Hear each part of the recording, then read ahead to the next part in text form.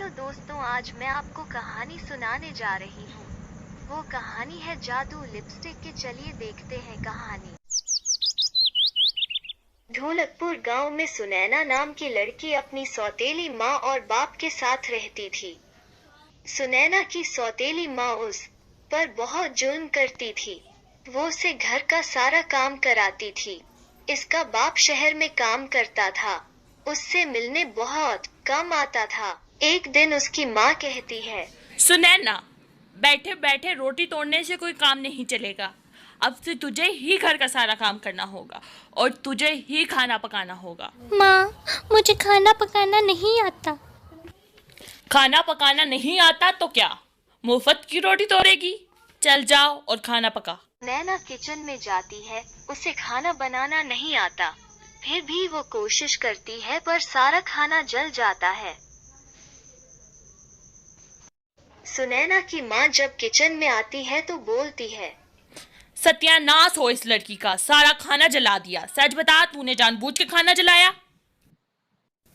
नहीं माँ, मैंने तो पूरी कोशिश की थी। और फिर सुनैना की माँ सुनैना की पिटाई करती है।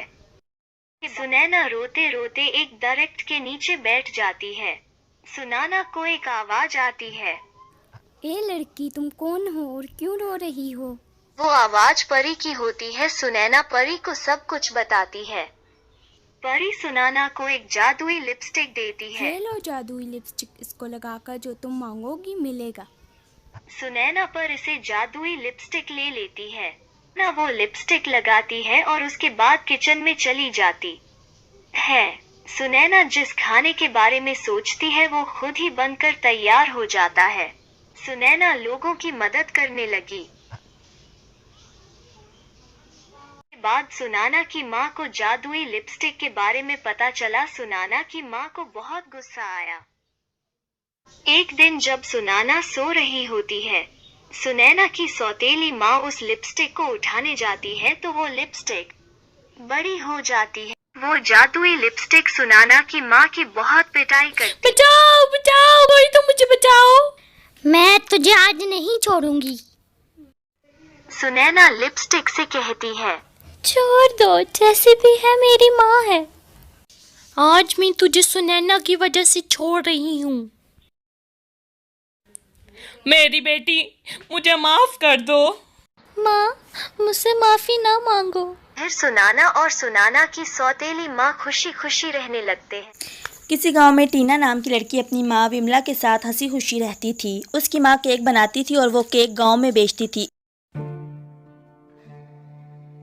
इससे बहुत आमदनी होती थी।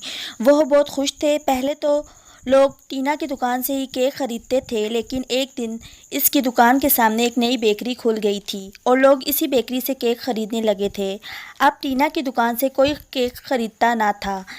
इसकी माँ केक ना बिकने की वजह से बीमार रहने लगी थी। बेटा, ये क्या हो गया है? अब घर का गुजारा कैसे चलेगा? माँ, अभी हमारे पास थोड़े पैसे हैं, इससे घर का गुजारा चल जाएगा। अब आहिस्ता आहिस्ता पैसे ख़त्म हो गए थे। टीना बहुत परेशान रहने लगी। इस परेशानी में टीना घर से बाहर चली जाती है। वो एक दरख्त के नीचे बैठी रो रही होती है। इसको एक आवाज़ आती है। वो घबरा जाती है। वो इधर उधर देखती है तो उसकी नज़र एक परी पर पड़ती है। वो इसके पास जाती है। वो देखती है परी जंजीर में जकड़ी नज़र आती है। ए लड़की, मेरी मदद करो, मुझे शैतान ने जंजीर में जकड़ दिया है। परी, मैं आपकी कैसे मदद करूं? इस पर तो ताला लगा हुआ है। टीना, इसकी चाबी शैतान ने बादलों में केक के घर में रखी हुई है। बादलों में? हाँ, पर उधर तुम्हें 2 जादुई केक के घर नज़र आएंगे। एक असली केक का घर होगा जो तुम्हें चाबी देगा, उससे जंजीर खुलेगी, और दूसरा केक का घर नकली होगा। और जब तुम इन केक के घर के पास जाओगी, तुम्हें अपनी समझदारी से असली केक के घर को पहचानना होगा और नकली केक का घर अपने आप गायब हो जाएगा। इस केक के घर के अंदर शैतान ने जंजीर की चाबी रखी हुई है। जब तुम मुझे वो चाबी लाकर दोगी, मैं तभी आज़ाद होंगी।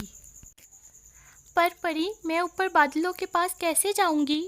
मेरे पास कोई चीज़ मौजूद नहीं है जिससे मैं उड़कर बादलों के पास जा सकूं। तुम इस बात की फिक्र ना करो, मैं तुम्हें रास्ता बताती हूँ।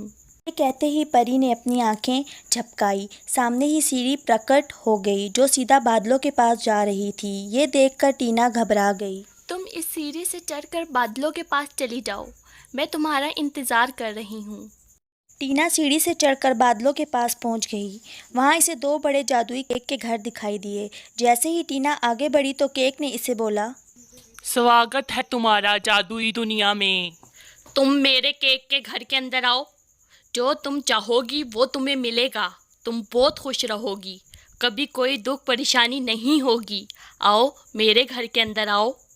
तुम मेरे घर में आओ, यहाँ तुम्हें दुख और सुख दोनों मिलेगा। अब तुम्हें ही असली और नकली की पहचान करनी होगी। टीना सोचती है ज़िंदगी में दुख और सुख दोनों होता है, सिर्फ हमें खुशी कैसे मिलेगी। फिर टीना कहती है, मैं दूसरे जादुई केक के घर के अंदर जाऊंगी।